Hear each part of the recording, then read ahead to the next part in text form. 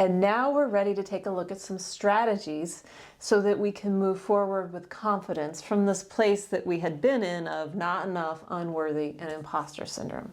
Let's take a look at what strategies we might have from that place of imposter syndrome. Strategy number 1, we're going to ground. That's always a strategy. If you're watching my videos, that is always a strategy, is to get grounded. And that is from the pelvis down to the center of the earth. And you can find videos on male grounding and female grounding. And so once I am grounded down to the center of the earth, that gives me something much larger than myself and physical to really feel and connect with. Once I have my grounding in place, I remember that I am also available to receive inspiration and insight from above. And so that can come in. And from there, we want an energy field that looks like this. You can imagine that from below, from above, it begins filling up that space with more of the goodness from below and above. So we have our grounding from below and from above, and we have a picture of our energy field. And now it's time to breathe. So we're going to go ahead and ground. Breathe.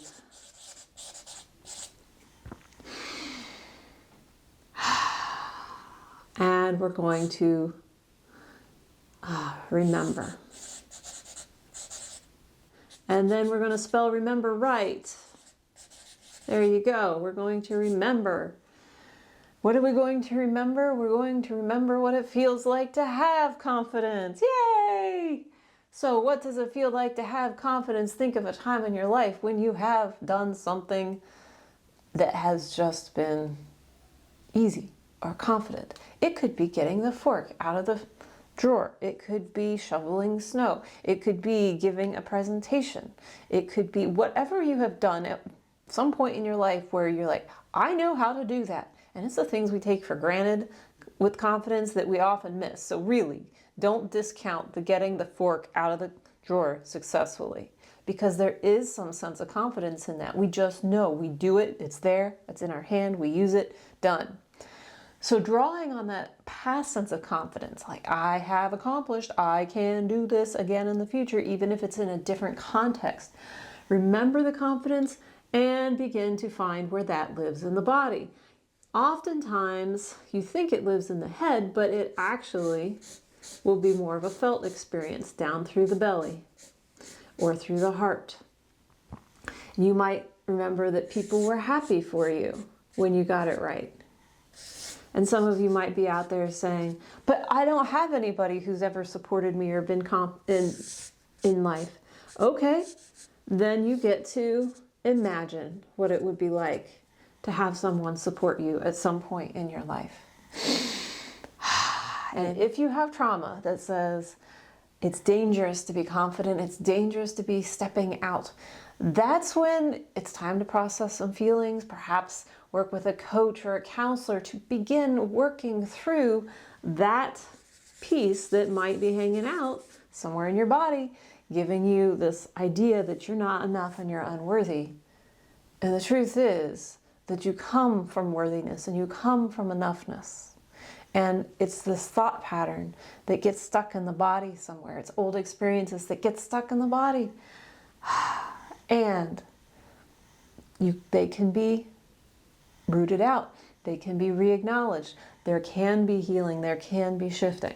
Ground, breathe, remember, draw on past experience of people validating you, and begin filling up with that. And that's where you get to the point of fake it till you make it.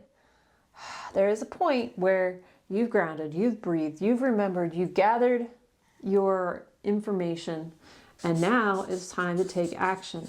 Doesn't have to be the full action. It can be a partial action. It can be one step on toward giving that presentation. But action is absolutely necessary to have confidence, to build your self-worth and your enoughness. It may not be the first thing you need to start with, But action is necessary, and it will be uncomfortable. That is the way change and growth are. It is uncomfortable. The better you get at using these kinds of tools, such as drawing the feeling, beginning to make that feeling look more pleasurable on the paper, and then ground, breathe, remember, take action.